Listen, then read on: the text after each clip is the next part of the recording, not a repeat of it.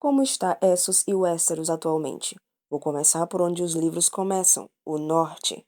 Os Bolton, na teoria, estão governando o Norte, mas o domínio deles é muito fraco.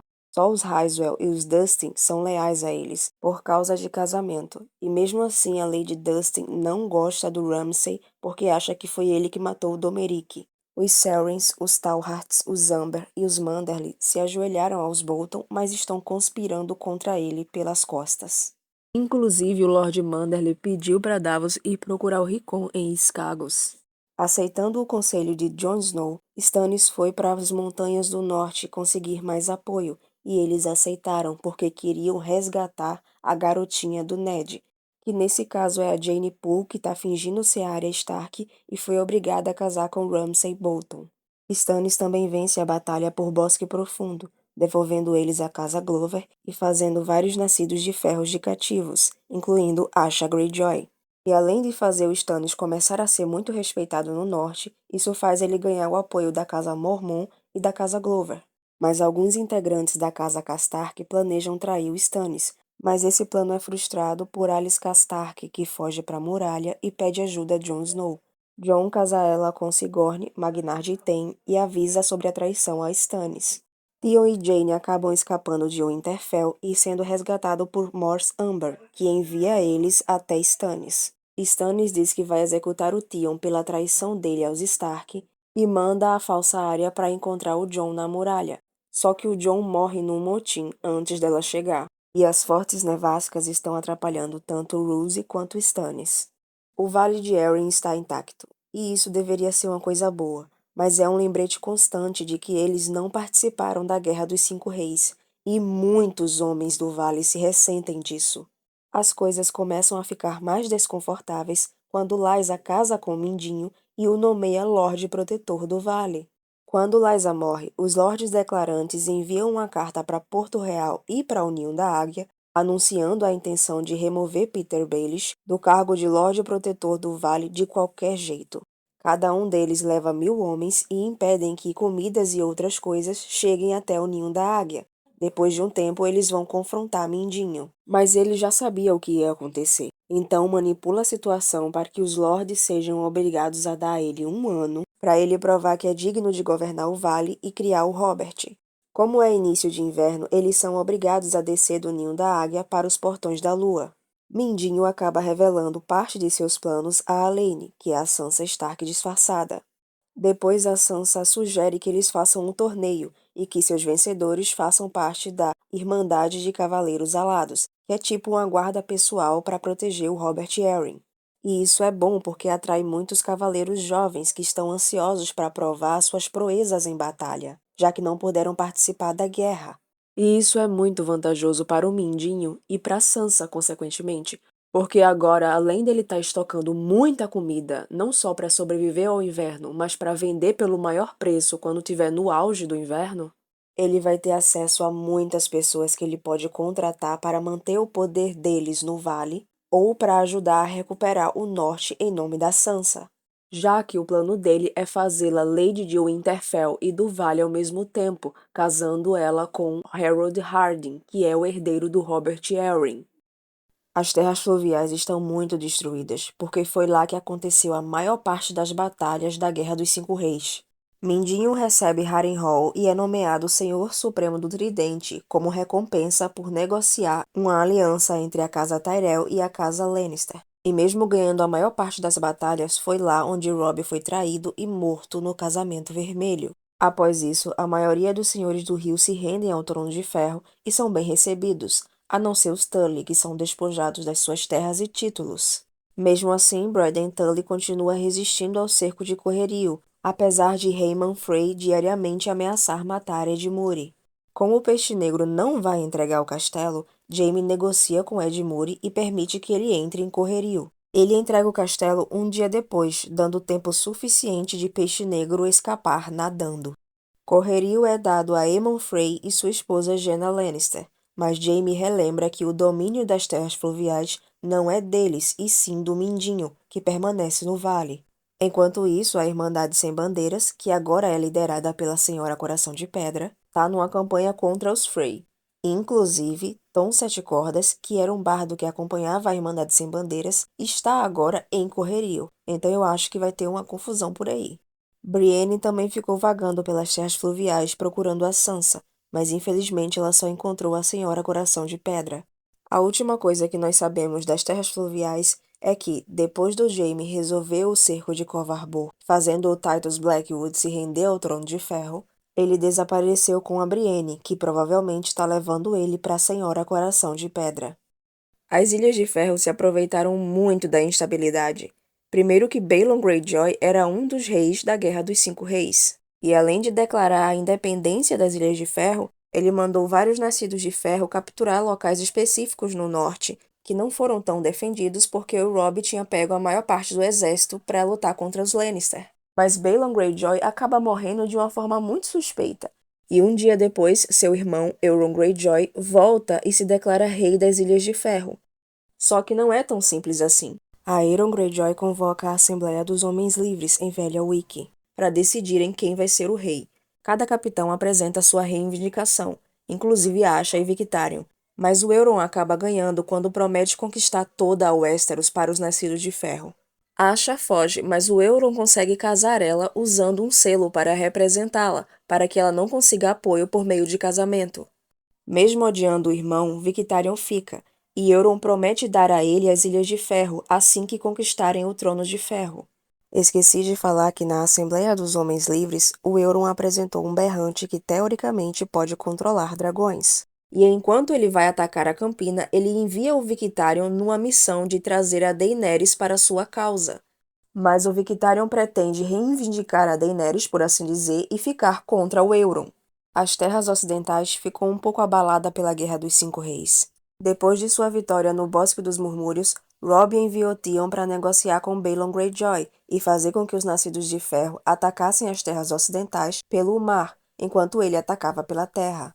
Robb conseguiu rodear o Dente Dourado e a passagem que ele bloqueia usando um caminho montanhoso que foi encontrada pelo Vento Cinzento, onde ele liderou uma esmagadora vitória contra os exércitos Lannister que estavam sendo treinados em Cruz-a-Boi. Depois de ele tomar Cinzamarca, ele foi para o Despenhadeiro, onde ele conheceu Jaime Westerling, que cuidou do ferimento de uma flecha que ele tinha recebido. Eles acabaram dormindo juntos quando ela consolou ele, quando recebeu a notícia de que seus irmãos haviam sido mortos pelo Theon. Ele acabou casando com ela no dia seguinte para proteger a sua honra. Enquanto o Maege Mormont recolhia as grandes quantidades de gado, Grande John Amber capturava as minas de ouro de Castamir, Abismo Num e Monte Spendrick. Eles planejavam emboscar o Tywin na Estrada do Ouro, mas como eles não avisaram ao Edmure, ele venceu a Batalha dos Vals, anulando assim a emboscada. Depois da Batalha da Água Negra, o Robb abandona os castelos capturados nas terras ocidentais e volta para Correrio. Os sobreviventes da tropa de Stafford Lannister, que foi derrotada pelo Robb, que tinham recuado para Lennoxporto, se juntaram com outros exércitos ao comando do Daven Lannister para fazer um cerco a Correrio depois do Casamento Vermelho. Quando Tywin morre, a Cersei herda o senhorio das Terras Ocidentais, mas ela nomeia o Daven como protetor do Oeste e o Damian como castelão de Rochedo Casterly. Seus exércitos ainda não retornaram das terras fluviais. Nas Terras da Coroa, os senhores do Mar Estreito reuniram suas frotas para apoiar Stannis. Os senhores do continente apoiaram Joffrey, que era apoiado pelos Lannister, e enquanto o Porto Real sofria embargo de suprimentos, a Casa Stockworth e a Casa Rosby impediram que Porto Real morresse de fome. Mesmo assim, por desespero, as pessoas de Porto Real acabam fazendo um grande tumulto, que mata o Alto Septão e etc. E nós somos informados que o fluxo sangrento ou a égua descorada se espalha rapidamente pelas pessoas pobres. Roose Bolton envia um exército para atacar Valdocaso, mas Randyll Tarly e Gregor Clegane acabam esmagando eles. Cersei nomeia para o pequeno conselho Giles Rosby, que morre de causas naturais, e Aurane Waters, que quando a Cersei é presa acaba fugindo com todos os novos navios que foram construídos para a frota real. Loras Tyrell assume o cerco de Pedra do Dragão e resolve essa questão, só que é gravemente ferido no ataque. A última coisa que nós temos das Terras da Coroa é que Mace Tyrell e Randyll Tarly trazem seus exércitos para Porto Real quando a Marjorie é presa. Quase esqueci, Varys mata Kevan Lannister porque ele já estava resolvendo tudo, e Varys quer que tudo fique mergulhado no caos para o jovem Griff vir e resolver. A Campina estava intacta. O problema é que a maior parte de seu exército foi lutar a Guerra dos Cinco Reis, então ela ficou desprotegida. E mesmo depois da guerra teoricamente acabar, ainda existiam locais que continuavam resistindo, e por isso eles não voltaram para casa. Por exemplo, a frota Redwyne, que é a principal frota da Campina, ainda estava sitiando Pedra do Dragão e Ponta Tempestade, e isso deixou margem para que os Nascidos de Ferro começassem a atacar a Campina. Eles começaram tomando as Ilhas Escudo e navegando pelo Vago. Depois eles invadiram a árvore e atacaram a Enseada dos Murmúrios, rumando para Vila Velha. A Campina mudou o status de intocada para alerta de emergência em 1 segundo. Baelor e Gunthor Hightower estão liderando a defesa de Vila Velha, enquanto o Garland Tyrell está reunindo homens para retomar as Ilhas Escudo. Enquanto tudo isso estava acontecendo, Samuel Tarly consegue chegar na Cidadela, que fica em Vila Velha, e alguns acreditam que ele vai acabar ajudando o Lord Hightower a defender a cidade. As Terras da Tempestade eram leais a seu senhor, Renly Baratheon, mas depois de sua morte, eles foram para o lado dos Stannis. Quando Stannis perdeu a Batalha da Água Negra, muitos se viram forçados a se ajoelhar para o rei Joffrey Baratheon. Mas alguns senhores continuam leais ao Stannis, defendendo Ponta Tempestade, enquanto ele está na muralha ajudando a Patrulha da Noite. Mace Tyrell e Mantis Hallwen estavam cercando Ponta Tempestade, mas Mace volta para Porto Real quando Marjorie é presa, deixando Mantis continuar o cerco. A Companhia Dourada, que está lutando pelo Aegon, desembarca nas Terras da Tempestade, rapidamente conquistando Westermont, Cabo da Fúria, Poleiro do Grifo, Pedra Verde, Casais de Chuva e Ninho do Corvo. A última coisa que sabemos das Terras da Tempestade é que mercenários conseguiram tomar Tart, que é onde vive a família da Brienne. Eu não sei se esse Aegon é verdadeiro ou não, mas para quem não tem apoio em Westeros, ele tá indo muito bem em pouco tempo. Dorne não se envolveu na Guerra dos Cinco Reis, então está intacta, mas parece uma panela de pressão pronta para explodir. O Oberyn tentou vingar a Elia Martell e morreu. Agora as filhas do Oberyn querem vingança pela morte do pai, e de forma muito inconsequente sugeriram entrar em guerra com os Baratheon, os Lannister, os Tyrell, mas o Doran acaba prendendo elas em acomodações confortáveis para que elas não atrapalhem o plano dele. Mas a filha primogênita do Doran tenta coroar a Micella como rainha, como uma declaração de guerra de Dorne ao Trono de Ferro, mas o plano é descoberto e impedido. Infelizmente, a princesa Micella tem o rosto cortado e o guarda real que protegia ela e que também era amante da Arianne morreu. Depois, o Doran explica a Arianne que existia um pacto para unir os Martell aos Targaryen, casando a Arianne com Viserys. Como Viserys morreu, só o Quentyn tá indo até a Daenerys propor casamento. Para abafar o que aconteceu com a princesa Myrcella, a Arianne convence a Myrcella a dizer que foi tudo culpa de Gerald Dane. Então, Balon Swan vai caçar ele junto com a Obara, Nymeria vai para o Pequeno Conselho em Porto Real, e Tiene vai para o Grande Septo de Baelor para tentar fazer amizade com o novo Alto Septão. Depois, o Doran acaba recebendo uma carta dizendo que o Aegon Targaryen, filho do Rhaegar com a irmã do Doran, que é a Elia Martell, sobreviveu e já está em Westeros para conquistar o Trono de Ferro, ao contrário da Daenerys, que eles não têm notícia. Então, Doran manda a Arianne, junto com outras pessoas, para descobrirem a verdade sobre isso. Então, provavelmente, nos próximos livros, Dorne vai entrar na guerra, pela Daenerys ou pelo Aegon. Indo para Essos, começando com Quart, que foi a primeira cidade que a Daenerys visitou.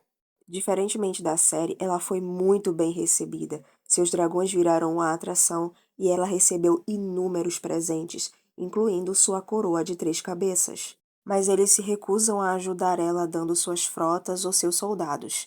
E depois que ela destrói a Casa dos Imortais, ela é obrigada a fugir de Quart. Quando ela está em Meereen, Sharo vai até ela como representante de Quart, levando 13 navios como presente, caso ela deixe a Baía dos Escravos, porque várias cidades de Essos, incluindo Quart, dependem do comércio escravo para sobreviver. Ele avisa sobre as muitas ameaças que fizeram a ela, mas ela recusa sair de Meereen. Então ele deixa uma luva manchada de sangue em cima de um travesseiro de cetim, que indica que Quart entrou em guerra contra ela. Eles fecham a baía que vai para Meereen e expulsam um terço de sua frota pesqueira e apreendem o outro terço, deixando Meereen sem comércio. A última coisa que nós sabemos sobre Quart é que seus navios estão lutando contra a frota de ferro do Victarion. Em Astapor, Daenerys comprou todos os Imaculados, incluindo aqueles que ainda não tinham terminado o treinamento. E depois que ela libertou os escravos e matou os mestres, ela partiu, deixando no comando da cidade um erudito, um curandeiro e um sacerdote, que logo depois foram depostos por Cleon, um ex-açougueiro que tinha levado o povo a acreditar que aqueles três pretendiam devolver o poder aos bons mestres.